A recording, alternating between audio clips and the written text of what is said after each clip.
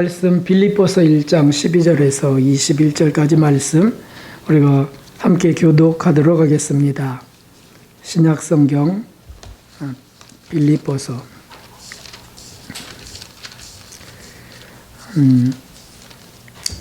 318쪽 정도에 있습니다. 신약성경 빌립보서 1장 12절에서 21절까지 우리 함께 저와 교독하겠습니다. 형제들아, 나의 당한 일이 도리어 복음의 진보가 된 줄 너희가 알기를 원하노라.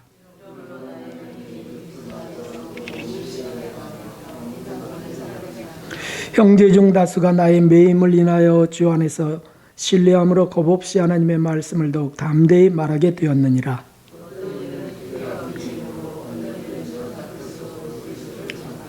이들은 내가 복음을 변명하기 위하여 세우심을 받은 줄 알고 사랑으로 하나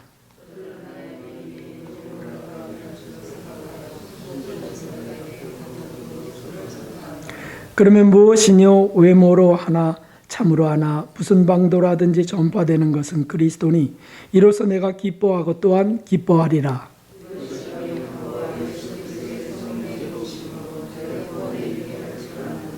나의 간절한 기대와 소망을 따라 아무 일에든지 부끄럽지 아니하고 오직 전과 같이 이제도 온전히 담대하여 살든지 죽든지 내 몸에서 그리스도가 존귀히 되게 하려 하나니 이는 내게 사는 것이 그리스도니 죽는 것도 유익함이니라. 아멘. 할렐루야. 또 이렇게 뵙게 돼서 참으로 감사합니다. 반가운 이유는 인간의 만남 때문이 아닙니다. 예수 그리스도의 사랑을 아는 자들로서 그분을 우리의 구주로 섬기는 신앙 고백의 모임이기 때문입니다. 우리 여러분들에게 예수님을 더욱 사랑합니다. 더욱 사랑합시다. 인사하겠습니다. 예수님을 더욱 사랑합시다. 감사합니다. 네, 더 짧게 해볼까요? 예수 사랑 이렇게. 오늘은 우리의 삶의 근원적 질문의 답을 찾고자 합니다. 생의 이유가 무엇인가? 왜 사는 것인가? 하는 겁니다. 사실 이런 질문들은 철학적 주제이기도 합니다. 매우 그러나 현실적인 중요한 문제이기도 합니다. 만일 우리가 왜 사는지 모른다면 삶은 얼마나 공허할 것일까요? 얼마나 공허해질까요? 무엇을 할 때 왜 하는지를 알아야 의욕을 갖고 적극적이 되는 것처럼 우리 생애도 그렇다는 거죠. 삶의 생동감은 내가 분명한 가치의 삶을 살고 있어. 내 생의 목적에 나는 나아가고 있어. 이럴 때 선명해지는 거죠. 생각해 보십시오. 만일 우리가 이유도 모르고 왜 사는지도 모르고 일을 왜 하는지도 모르고 왜 죽는지도 모르면서 산다면 그것은 사람이라고 할 것이 없죠. 짐승과 같을 것입니다. 사람은 누구나 정상적이라면 이유를 알고 싶어하는 존재입니다. 그저 먹여주고 재워주면 족하는 것이라면 짐승과 다를 바 없고 고대 비인격적인 노예에 불과할 것입니다. 그러나 우리 사람 속에 영혼 속에는 존재 목적, 존재 이유에 대한 궁금함이 언제나 일어나게 되어 있습니다. 그것을 종교성이라고도 합니다. 어떤 근원을 찾아가는, 나를 만드신 분, 내 영혼을 지으신 분, 그분이 누구냐라고 하는 궁금함을 사람은 갖게 되어 있다는 거예요. 이거 짐승과 다른 이유입니다.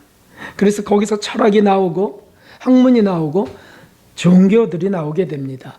인본주의 종교들은 사실은 모순이 많죠.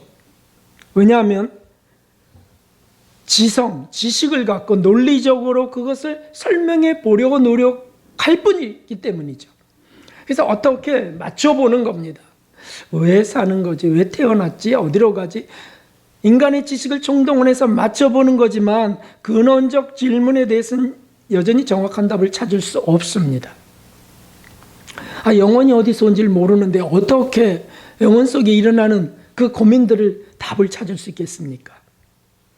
종교 속에서, 인본주의 종교 속에서 가장 깊고 가장 철학적이고 가장 심오하다고 하는 종교가 있죠. 그것은 무엇입니까? 그게 바로 불교입니다. 그런데 불교도 인본 종교입니다. 사람이 만든 종교예요. 그래서 죽어서 어떻게 되는지에 대한 답을 윤회설로 설명하려고 합니다. 그래서 쥐가 선한 일을 하면 고양이가 되고, 고양이가 선한 일을 하면 개가 되고, 개가 선한 일을 하면 사람으로 태어나기도 하고, 그런다고 하는 황당한 지식적 유희 논리에 갇힌 겁니다. 사람이 죽음이 다가오면 제일 궁금한 게 뭐겠습니까? 어쩔 수 없어요. 죽음을 피할 수 없어요. 난 이제 죽어야 돼. 그러면 제일 궁금하고 아주 절박한 게 있어요. 그게 뭐냐면 죽으면 어떻게 되지? 라고 하는 거 아닙니까? 만물은 왜 생명활동을 하는지, 죄는 왜 발생하는지, 불행의 이유는 무엇인지, 참 행복은 과연 어디로부터 오는지, 이런 것들은 사람이 사람다운 삶을 살 수 있는 질문이에요. 거기에 답을 찾는 것을 사실은 신앙생활이라고 할 수 있습니다. 오늘은 성경시대 석학 중에 석학이었던 사도 바울의 고백을 통해서 이런 문제 중에 가장 중심적 문제인 생의 이유에 대해서 우리가 살펴보려고 합니다. 또 말씀드리지만 그것은 한 사람의 사상을 지금 찾고자 하는 게 아닙니다. 성경을 기록하게 하신 성령 하나님의 뜻을 찾자고 하는 거죠. 우리가 명심해야 됩니다. 이것을 명심해야 인본주의적인 해석이나 신신학 같은 이성 우월론자가 되지 않습니다. 자, 사도 바울의 지금 이 고백, 이 기록, 이 성경은 어떤 상황에서 기록된 겁니까? 잠깐 살펴본다면 이렇습니다. 사도의 상황은 13절에 17절에 있는 것처럼 지금 감옥에 갇힌 상황이에요. 그래서 2차 전도 중에 마케도니아, 빌립보에서 감옥에 갇혔던 적이 있죠. 그때 간수로 인하여 사도 바울의 기적을 보고 사도 바울의 전도를 통해서 빌립보 교회가 만들어졌습니다.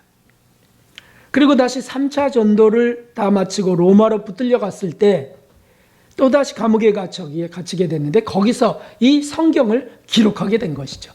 편지를 썼지만 그게 성경이 되도록 하셨습니다. 로마의 감옥법은 죄수 하나와 간수를 하나로 묶도록 했습니다. 상황이 안 되면 두세 세, 네다섯에 간수 하나 이런 식으로 묶여 놓았습니다.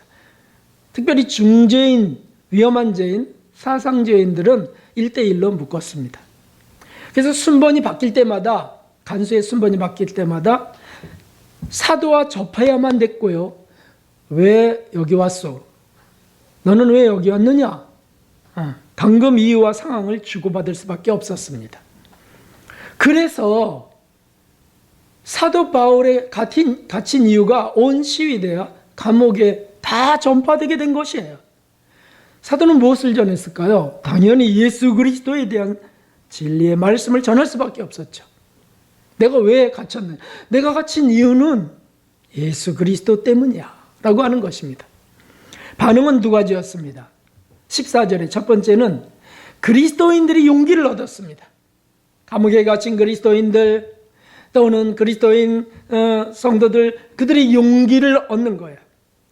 사도 바울도 갇혔다. 사도 바울도 핍박과 지금 고난을 당하고 있어. 우리도 용기를 얻자. 그런 것이었어요. 착한 뜻으로 하는, 사랑으로 하는 일들이었습니다. 15절, 16절에 그렇게 되어 있습니다. 둘째는 17절, 15절에 투기와 분쟁으로 사도를 더 괴롭게 하려고 소식을 전했습니다. 아시죠? 누가 불행당했다 또는 누가 이런 게 폭로됐대 그러면 막 그것을 전하면서 하는 인간사에 있는 일들. 사도가 잡혔대, 석학이 잡혔대 그러면서 거봐 그가 믿는 종교가 얼마나 황당한 건지 어찌되었던 괴롭게 하려고 소식이 전달됐지만 사도는 그 두 가지 다 감사하고 기뻐했다고 했습니다. 18절을 보십시오. 자, 18절을 보십시오. 이것이 중요합니다. 함께 다시 읽어보겠습니다. 그러면 무엇이뇨? 외모로 하나 참으로 하나 무슨 방도라든지 전파되는 것은 그리스도니 이로써 내가 기뻐하고 또한 기뻐하리라. 아멘. 나를 괴롭게 하려고 또는 예수님을 전하려고 그렇게 서로 소문을 내고 소식을 전하는 것 둘 다 좋다. 오직 전파되는 게 그리스도라면 나는 기쁘다라고 하는 거였습니다. 여기에 사도의 생애 이유가 있습니다. 사도 생애 이유. 사실은 이것은 오늘 저와 여러분의 그리스도인들의 생애 이유와 같습니다. 20절을 먼저 보십시오. 20절. 그 답이 확실하게 기록되어 있습니다. 나의 간절한 기대와 소망을 따라 아무 일에든지 부끄럽지 아니하고 오직 전과 같이 이제도 온전히 담대하여 살든지 죽든지 내 몸에서 그리스도가 존귀되게 하려 하나니. 아멘. 사도가 사는 이유, 지금 잡힌 이유, 그의 생애 모든 이유, 그것은 그리스도를 존귀케 하려 한다는 뜻입니다. 그리스도를. 왜 사세요? 이렇게 사업을 하고 이렇게 해서 이런 것들 해보려고 합니다.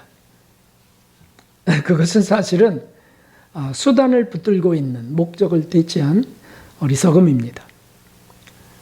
왜 사세요? 이 목적으로 삽니다. 선명하게 가질 수 있어야 된다 그거죠. 우리 그리스도인들은 그리스도를 존귀케 하려고 생을 허락하셨습니다. 할렐루야. 그렇습니다, 여러분. 이 갈라디아서의 고백을 우리 함께 해봅시다.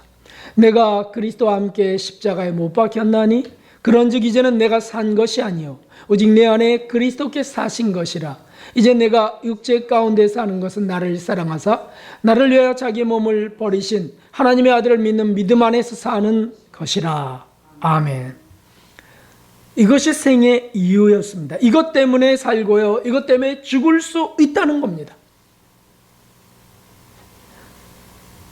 이 11절에 이는 내게 사는 것이 그리스도니 죽는 것도 유익함이니라 라고 고백했습니다. 살고 죽는 게 다 예수님 때문이에요. 육체로 그냥 살다 죽어 썩어버리고 영혼은 죄로 인해 지옥으로 가는 것이 우리 모든 죄인들이 가는 길인데 그게 운명이에요. 근데 예수 그리스도를 만나서 지옥 행로가 천국 행로로 뒤바뀌어 버렸고 옛것이 사라지고 새것이 되는 삶을 사는 거예요. 이거는 머릿속에 있는 어떤 지식만 아니죠. 내 삶의 의욕도 거기서 일어나고요. 네? 원인, 동기, 목적, 과정도 다 그 속에 있다. 그 고백이에요. 이게 확실할수록 선명한 삶을 살 수밖에 없습니다.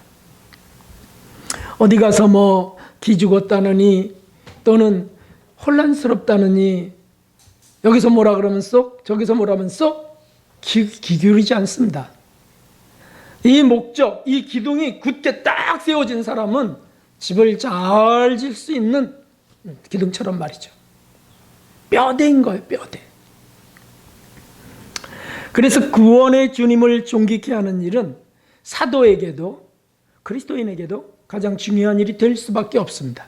그리고 그것은 힘겹게 붙들고 있는 어떤 이슈 같은 게 아니에요.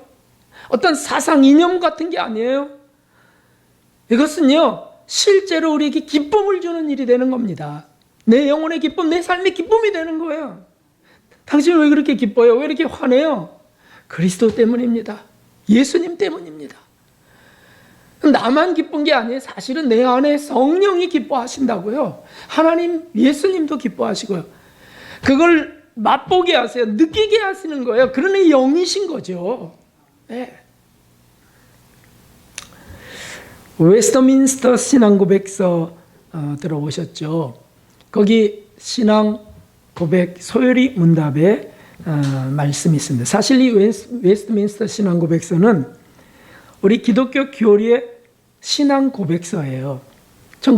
1643년경부터 5년 정도 영국에서 수십 명의 학자들이 모여서 이것을 만들어요. 목사님들, 학자들이 모여서 이것을 만드는데 미국이 이것을 받아들이고 그래서 한국의 기독교도 이것을 중요한 신앙 고백으로 받아들입니다.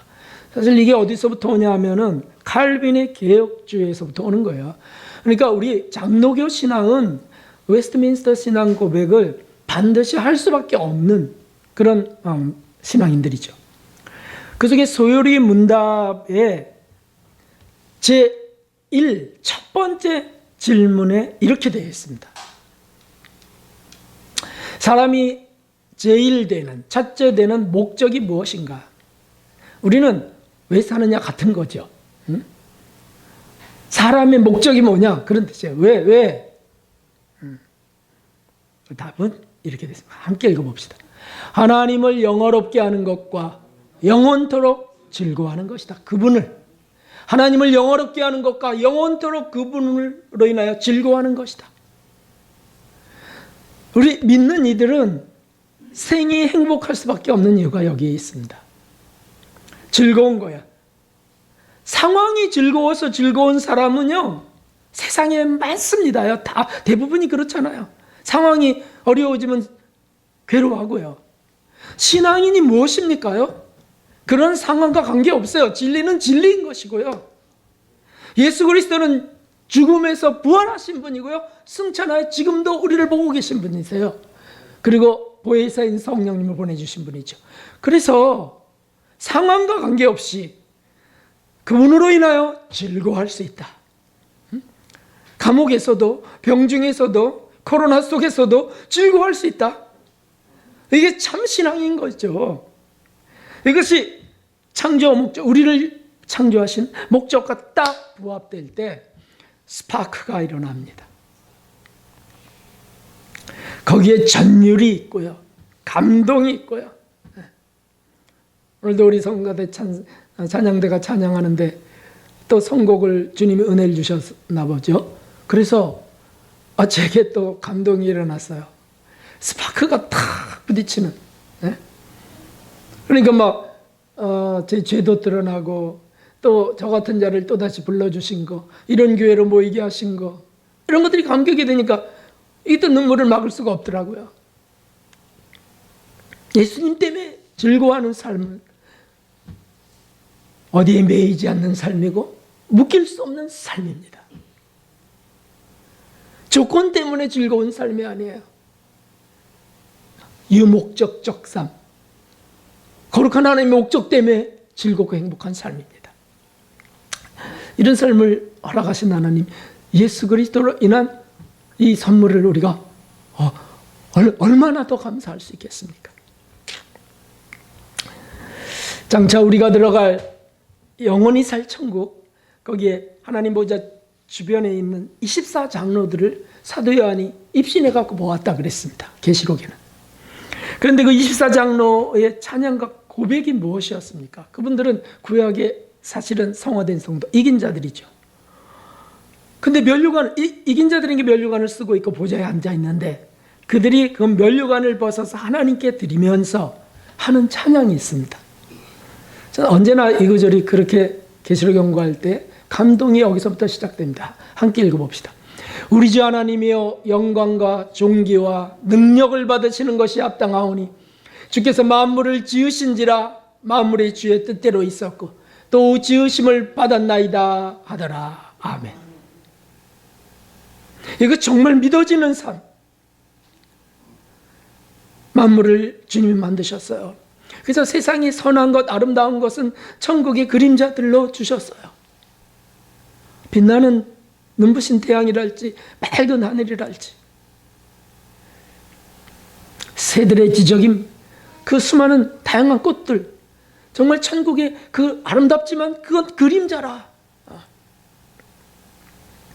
그것을 훼손하는 게 인간이죠.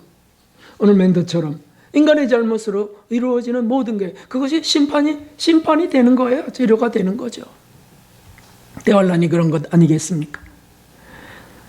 자, 그런데 우리가 바로 이 목적을 잃어버려서 문제인 것입니다. 이 생의 이유를 망각할 때 우리에게 문제가 생기는 것이죠. 우울함이 다가오고요, 비관적 마음이 다가오고요, 실패감, 좌절감, 정말 지겹다, 사는 게 정말 지긋지긋하다, 뭐 이런 얘기를 하는 거예요. 사람들이 정말 냄새난다, 이제는 사람이 싫어 뭐 그렇게 하기도 하고, 자기도 사람이면서 그래 나는 내가 싫다니까 뭐 하기도 하고 말이죠. 뭘요? 잃어버렸다는 거예요. 여러분, 잊었다는 거예요. 왜 간절히 하나님을 찾고 찾으면 만나리라는 말씀이 뭡니까? 왜 간절이라는 단어를 썼습니까? 마귀가 계속해서 있게 만드는 환경이에요. 이 세상이 다른 거에 주목하게 하고 세상에 미혹당하게 하고요, 정과 욕에 빠지게 하고요. 이게 온 세상의 구성이에요. 거기서 계속 하나님을 찾는 게 쉬운 일이겠습니까? 그래서 간절히 그래서 기도하라 그랬고, 너희가 낭망치 말아야 할지니라. 기도하라. 시험에 들지 않도록 깨어 기도하라. 마귀가 낭망하게 하고 시험 들게 하고요, 좌절하게 하고요, 비관하게 하고. 노인이 되면 어떡합니까? 우울하게 해요. 노인이 되면 그 노인 우울증들이 심각해지고 있습니다. 젊은이 우울증들도 있지만, 사춘기 우울증들도 있지만 비교 안 돼요. 그래서 신경정신과의 노인들이 가득합니다. 거기에 그리스도인들도 있어요. 뭐 때문이라고요? 여기에 주목하지 못해서. 이것에. 그러니까 우리가 일을 해도, 가정 속에 있어도, 직장으로 가도 여기에 주목해야 된다는 거예요. 내가 사는 이유, 내 생의 이유. 내가 아파요. 이 아픔 속에서 나의 이유가 뭐냐? 우리가 지금 사도 바울의 생의 이유나 연구하자는 것이 아닙니다. 우리 생의 이유를 찾고 그것대로 가자는 거예요. 하나님이 우리 죄인을 사랑하셔 순결하신 예수 그리스도를 제물로 태어나게 하시고 이 땅에 그 죄인들 속에 살게 하시고요. 여러분, 그 어린 양 예수님이라고 하셨어요. 계시록에 어린 양 예수님. 그 양이 하얗고 그 다음에 순진해서 많이니까요, 제물이란 뜻 아니겠어요? 제물. 근데 태어난 곳이 어디죠? 예수님이 태어난 곳. 그것은 베들레헴 마구간이었어요. 그것은 얼마나 합당한 곳이었습니까? 겸손하셨기 때문에, 겸비하셨기 때문에 하늘의 왕자께서 누추한 짐승 우리에 태어나게 됐다, 그런 어떤 감동적인 생각만이 아니고 그것이 정하신 거예요. 하나님이 어린 양 예수님은 마구간에서 태어나셔야 됐다는 것이죠. 왜 그런 일들을 하셨어요? 왜 예수님은 그토록 고통의 삶 속에 고통의 죽음을 맞이하셨습니까? 그리고 그분은 부활하셨어요. 보혜사를 보내주셨고요. 왜요? 바로 그거예요. 그 목적, 그 하나님의 창조 목적, 그리고 우리를 구원하신 그 하나님의 목적, 그것이 너희들의 기쁨이 되길 원한다는 뜻입니다. 할렐루야. 늘 돌아가는 겁니다. 우리에게 흔들림이 있거나 우울함이 찾아오면 늘 그 원초적 답을 찾아야 되는 거죠. 그 근원적인, 그 본질로 나가야 됩니다. 가정에 불행이 있다고요? 몸에 중병이 있다고요? 그래서 우울해진다고요? 또 어떤 일이 실패됐어요. 인격적으로 무너졌어요. 자살로 가야 되나요? 아니에요. 근원적인 답을 찾아야 돼요. 근원적인 답. 그분에게 나아가야 되는 것이죠. 그분은 우리가 베드로 사도를, 그 세 번 부인한 베드로 사도를 만나셨던 것처럼 너 이놈아 왜 그랬냐라고 묻지 않으셔요. 그 사랑의 감동으로 네가 나를 사랑하느냐고만 확인하면서 그 사랑의 감동으로 우리가 스스로 고백되게 하시는 분이세요. 막대기를 높이 들고요, 네? 채찍을 높이 들고 너 그렇게 안 하면 너 맞아 죽을 줄 알아라고 하시는 분이 아니라는 거죠. 우리가 흔히 심판에 대하여 생각할 때 두려운 하나님을 연상할 수밖에 없고 구약의 하나님, 무서운 하나님을 떠올릴 수밖에 없어요. 그런데 우리는 정확히 알고 있습니다. 구약은 왜 그런 역사를 이뤘고 그렇게 두려움이 가득한 책이 되었죠? 그렇죠. 그것은 모형으로 주신 거예요. 모형으로. 하나님 공의, 심판의 모형이 그 백성들에게 그렇게 있게 된 거예요. 죄에 대한 심판에 대한 내용이에요. 그것을 우리 예수님이 십자가에서 다 안고 돌아가셨다라고 하는 게 복음이죠. 우리 안에 두려움이 일어날 때 우리는 그리스도에게로 나아가야 된다는 뜻입니다. 그 징보를 생각하면서 두려워 떠는 구약 모형에 묶여서는 안 된다는 뜻이에요.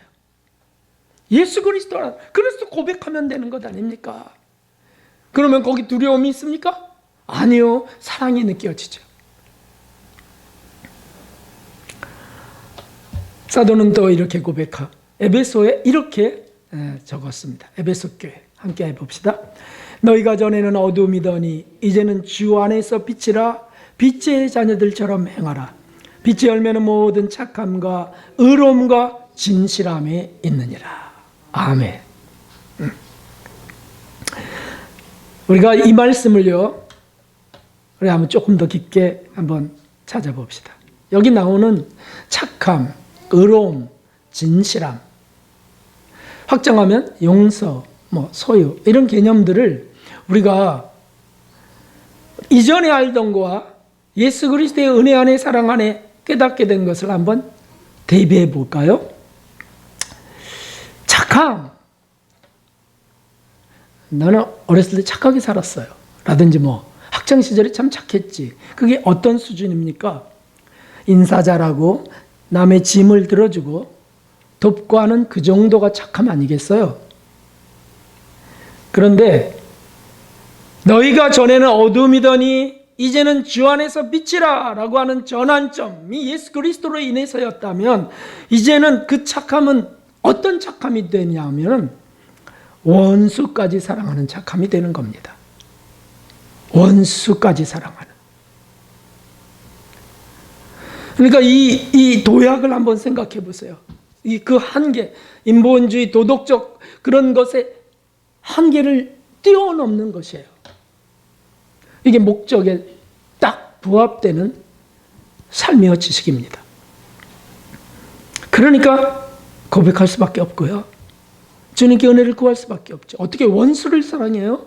괘씸한 그분을 어떻게 사랑해요?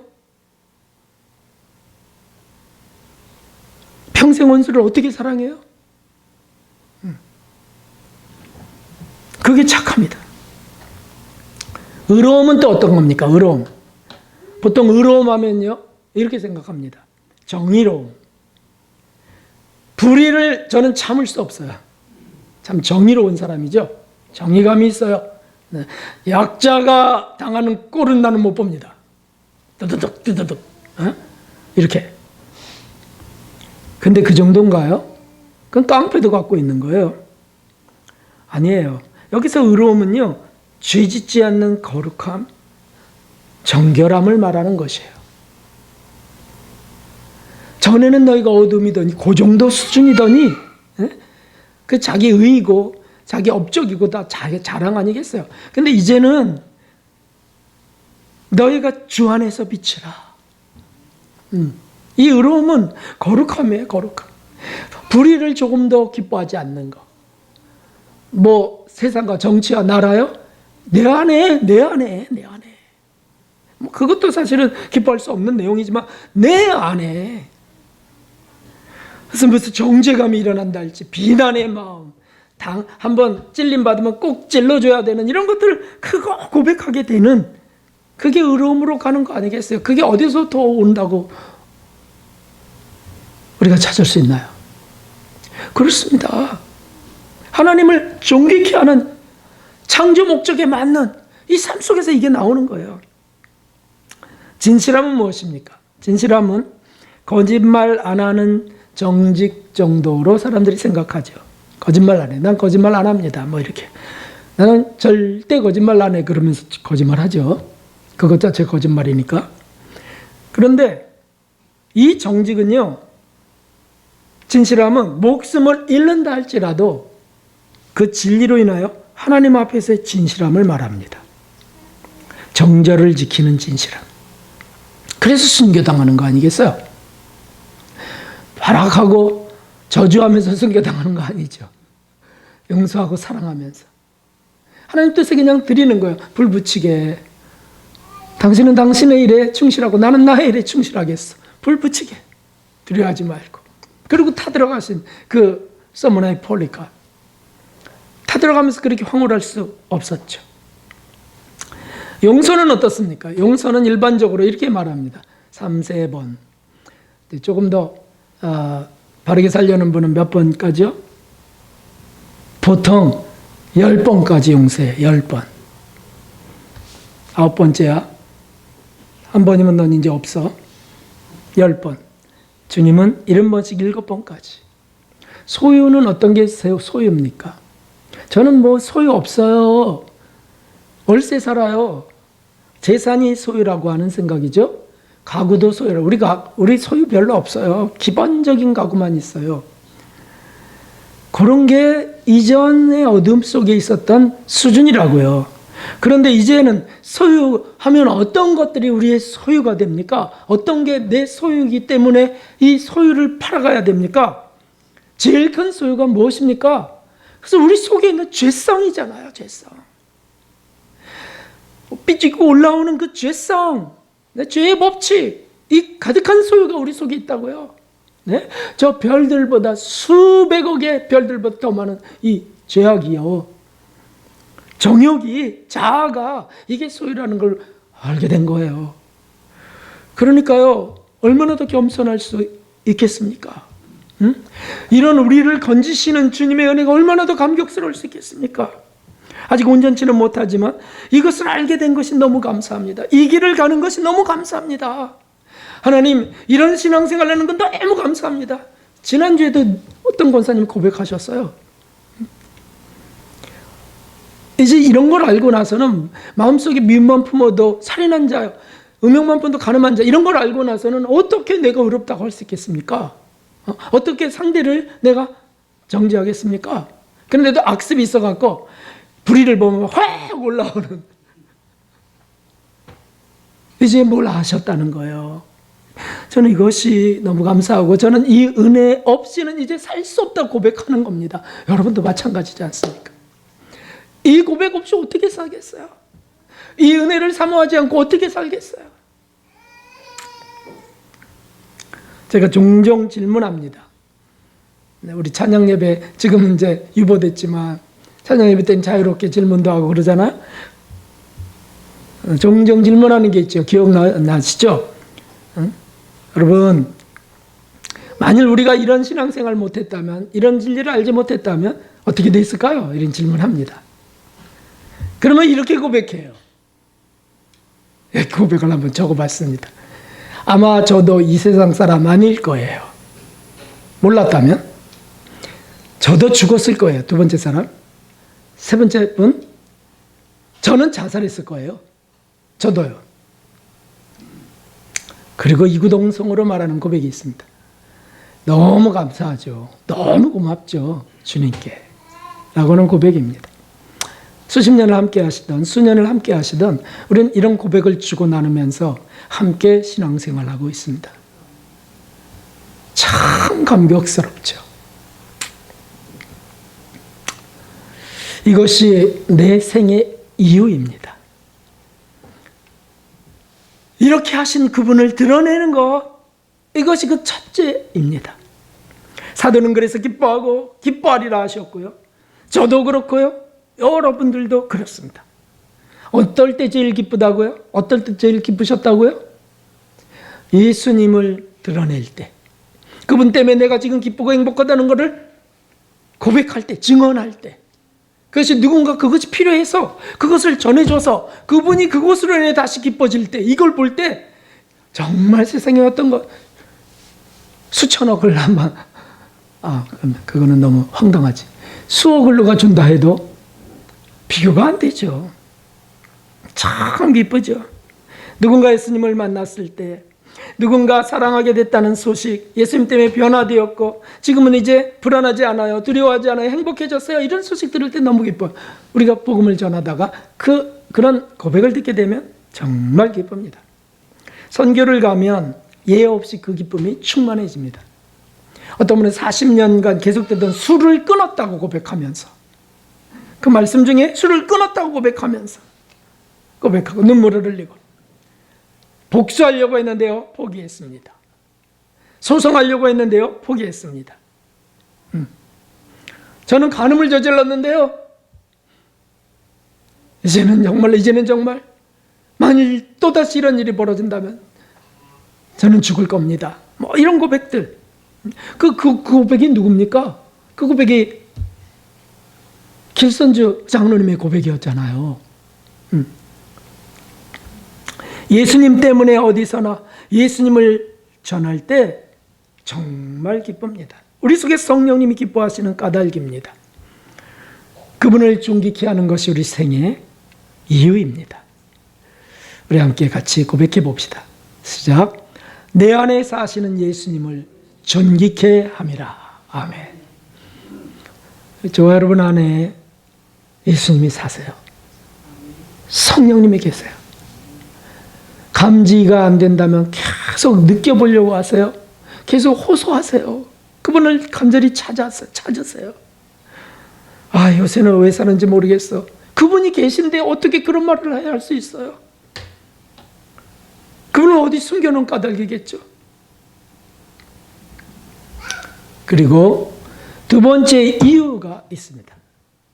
사도 바울이 그렇게 기쁘고 그렇게 사는 이유, 생의 이유, 두 번째 이유가 있다는 거예요. 그건 뭐냐면 오늘 본문에 있습니다. 19절에 그로 인하여 구원에 이르게 함이니라. 구원에 이르려 함이니라 하는 말씀이 있습니다. 빌립보 교회의 기도와 성령의 도우심으로 내가 이 전도하는 일을 하게 되는데, 이 일은 주님을 존귀케 하는 일이지만 나에게는요 구원에 이르게 되는 일이야 라고 고백하고 있습니다. 사도 바울이 무슨 말씀입니까? 구원의 복음을 전하는 그분이 내가 구원에 이르려 함이니라라고 하는 게 무슨 뜻이겠어요? 그래서 이것은 구원의 완성을 말하는 것이죠. 구원의 완성. 구원파들이 우리는 구원받았다, 그러므로 세상에서 즐기면 된다라고 하는 값싼 복음으로 전락시킨 그런 것이 아니죠. 사도 베드로가 말했던 믿음의 결국 곧 영혼의 구원을 받음이라라고 하는 완전 구원을 말합니다. 이것은 몸의 구속까지, 몸의 부활까지를 이름입니다. 사도는 이것을 원하고요. 이것을 원함이라면 죽어도 좋았습니다. 그래서 이렇게 고백했습니다. 우리가 담대하여 원하는 바는 차라리 몸을 떠나 주와 함께 가는 그것이라. 차라리 어서 데려가도 좋겠어요 라고 하는 것이었어요.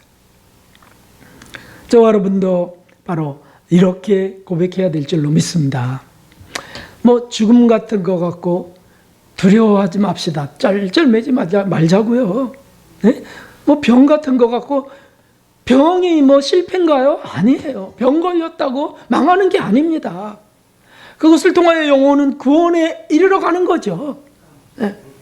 우리를 완성으로 나아가게 하는 모든 것은 선한 거예요. 모든 것은 주님의 허락하심이죠. 내 안에 사시는 예수님을 존귀케 하는 일이요, 그것은 성령 하나님의 기쁨이시고 우리에게는 행복이 되는 것입니다. 주님이 다시 오셔서 추수하실 때 취하시는 익은 열매, 그것을 만드시려는 것이 바로 여기에 있습니다. 쭉정이를 주님이 원치 않습니다. 익은 곡식을요, 익은 신앙인, 세상에서 연단받아 정결케 되고요, 인격은 예수님을 닮는 그분이 익은 성도들이라고 하죠. 이것이 안 되고는 천국 곳간에 들어갈 수 없습니다. 그러므로 우리가 심판대, 죽어서 가는 심판대에서라도 정결케 하시고 있게 하시는 은혜가 있는 거죠. 그것을 그런 교리가 어딨냐고 기독교에 라고 말한다면 그분은 교리주의자예요. 교리주의자. 교리가 성경을 못 보게 하는 겁니다. 교리는 성경 속에 있는 그대로 믿고 그것을 살고 그것을 이론으로 정립해 놓은 것이 아니겠어요? 성경에 심판대가 있는데 그런 게 어딨냐 그러면 어떻게 되겠습니까? 있습니다, 여러분. 그러므로 우리가 그 일을 하는 거죠. 그 일, 예수님을 전하는 것이고요, 그것을 증언하는 것이고요, 예수님으로 인한 행복, 그분을 존귀케 하는 게 나의 행복이야, 나는 그런 삶을 살고 싶어, 그거 전하는 거고요, 그것으로 인해 우리가 익어가는 것입니다. 저의 스승은 이렇게 말씀하셨습니다. 뜨겁고 철저하게 훈련을 받으면서 적극적으로 사명을 위하여 충실해야만 장성한 겨자나무가 될 수 있습니다 라고 말씀하셨어요. 뜨겁고 철저하게 훈련받으면서, 철저하게. 이게 무슨 뜻이겠어요? 말씀대로. 예. 그리고 회개할 거 회개하고, 넘어지면 또 다시 주님 붙들고 일어나서 그러면서 적극적으로 사명을 위하여. 사명이 뭡니까? 우리 사명이 예수님을 존귀케 하며 복음을 전하며 마지막 때 성경의 핵심 진리를 전하며, 이런 것들이 사명 아니겠어요? 구원받은 자에게는 성화의 복음을 전하고요, 불신자들에게는 구원의 복음을 전하면서 완성으로 나아가게 하는 것. 왜 직장생활을 허락하셨죠? 왜 가정을 허락하셨어요? 그것이 복음화되길 바랬어요. 그것이 예수 그리스도가 전달되길 원하셨어요. 도구 삼으신 것입니다. 예수님을 전하며 예수님으로 인하여 기뻐하는 이 일, 이 사명의 일이 우리를 익어가게 합니다. 누가 대적하면 거기서 성내지 않으면서, 비난하면 욕하지 않으면서, 그러면서 예수님을 전하고 올라오는 것들을 찾아서 고백하고 소유를 빨리빨리 버리며 그분을 닮아가면서 나아가는 일이죠.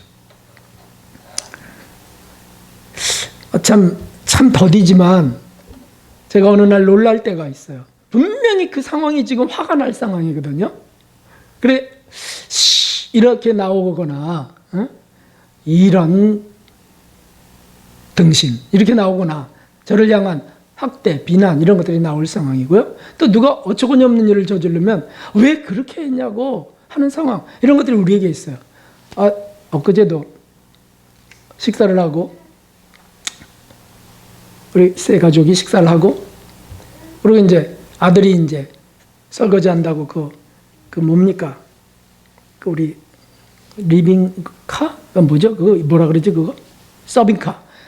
자작 서빙카를 이제 들고서 가다가, 자작 서빙카니까 이게 얼마나 좀 불안전합니까? 그래 이게 완전히 90도로 넘어져 갖고 다 깨져버렸네.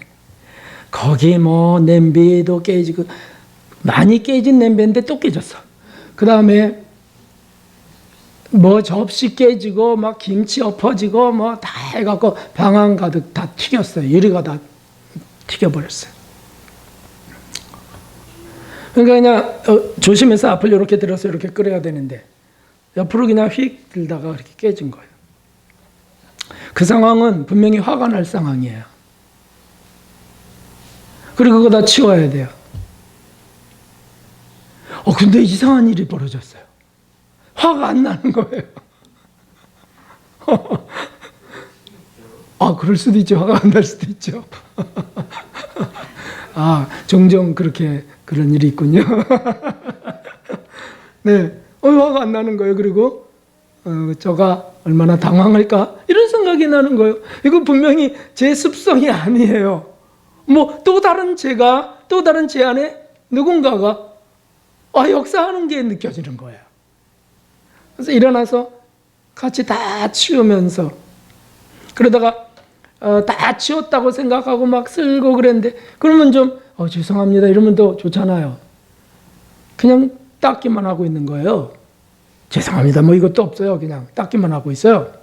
그래도 교육해야 되겠다. 이런 생각도 없고, 그래서 그냥 셋이 다 같이 그걸 이제 닦아냈는데, 그리고, 나서도 제가 맨발로 밟다가 유리 조각이 찍혀갖고 피가 났어요. 근데도 화가 안 나더라고요. 쟤 때문이야, 저것 때문이야, 뭐 이런 생각이 안 나는 거예요. 하나님, 이런 일이 계속되게 해주세요. 계속되게. 행복하더라고요. 기쁘더라고요.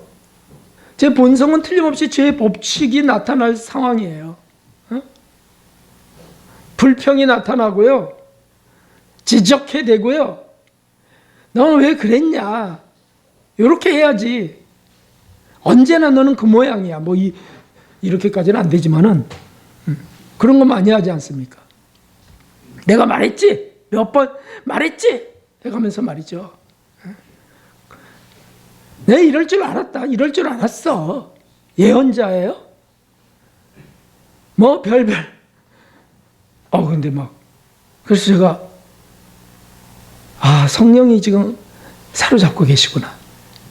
응? 여기요 긍휼을 부으셨구나. 아니 이런 일이 계속되면 좋겠다. 순간순간 짜증스럽고 막 무례한 사람을 만나거나 억울한 일을 당할 때도 계속 이런 것들이 좀 나타났으면 좋겠다. 그게 뭐 기도 많이 하고 제가 충만해서 그런 게 아니고요. 그냥 어떻게 그렇게 되는 거예요. 맛보기를 좀 주신 것 같아요. 손해가 닥쳐도 또 핍박이 있어도 또 그분을 닮아가는 일에 고난이 다가와도요, 실패해도요, 포기하지 않는 것. 그리고 성령 하나님의 도우심을 간절히 구하며 가는 일, 사명을 충실하게 수행하게 가려 하는 일, 이것이 우리를 있게 합니다. 그리고 내 안에 그분을 존귀케 해드리는 일이 되는 것이고 그것이 구원의 완성으로 이끌어가게 됩니다. 지하철의 맨발의 전도자 최채선 그 할아버지 목사님은 재산 잃고 다리 건강 잃고 미칠면 소리 들어도 한량없는 영광 중에 주의 얼굴 배우리 그 찬송을 부르면서 병도 낫고 그리고 평생을 지하철의 전도자로 살다 지하철에서 운명하셨죠. 평화의 사도셨어요. 그렇게 만들어 버리신다는 거죠. 주님이. 제가 그 스위스 라브리 그 은신처 그 라브리 공동체 그 셰퍼 목사님 부인 사모님의 고백을 제가 보게 됐는데 그분이 이런 고백을 해요. 5년이 지나고 그 공동체를 만들고 그 공동체가 말 성경 공부로 시작된 공동체거든요. 그래서 전 세계에서 소식을 듣고 성경 공부하러 왔다 가는 거예요. 그러면 주님을 영접하거나 이렇게 되는 거예요. 확신을 갖고 돌아가는 거예요.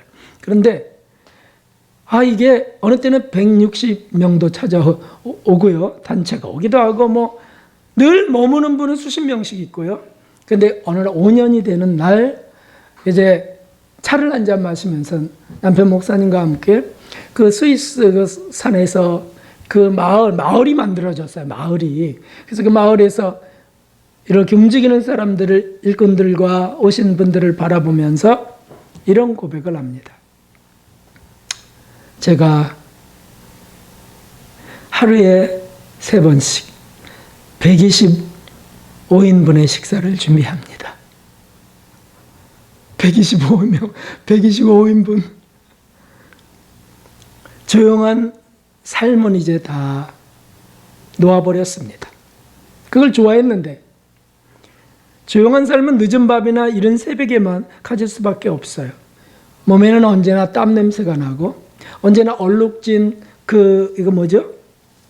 앞치마가 항상 껴 있고요. 그래도 참 행복하죠, 여보. 참 기쁘죠? 왜냐하면 그것이 주님을 존귀케 해드리는 삶이라는 것을 분명히 하셨다는 거예요.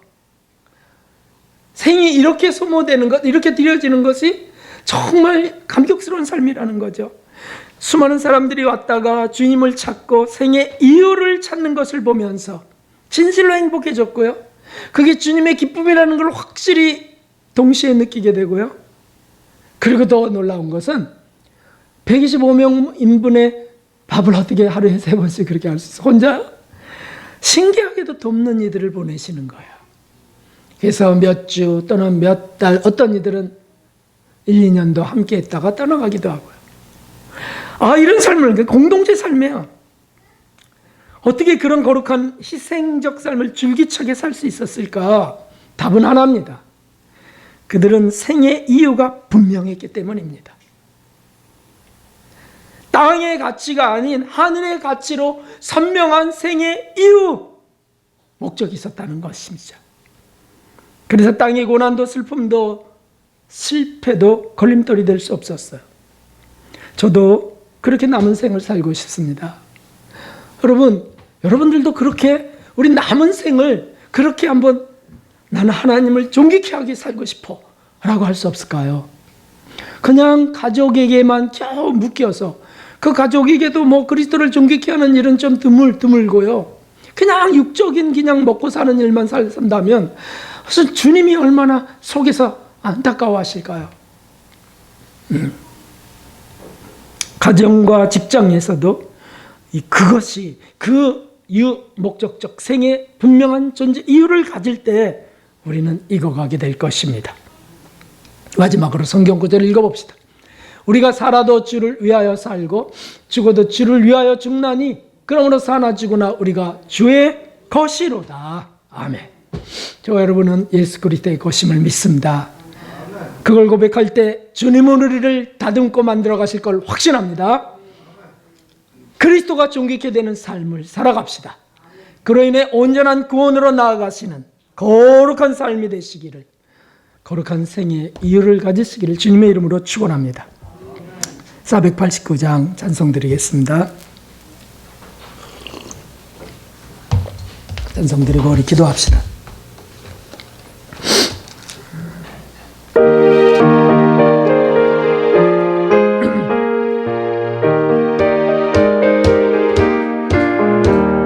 세상 뜰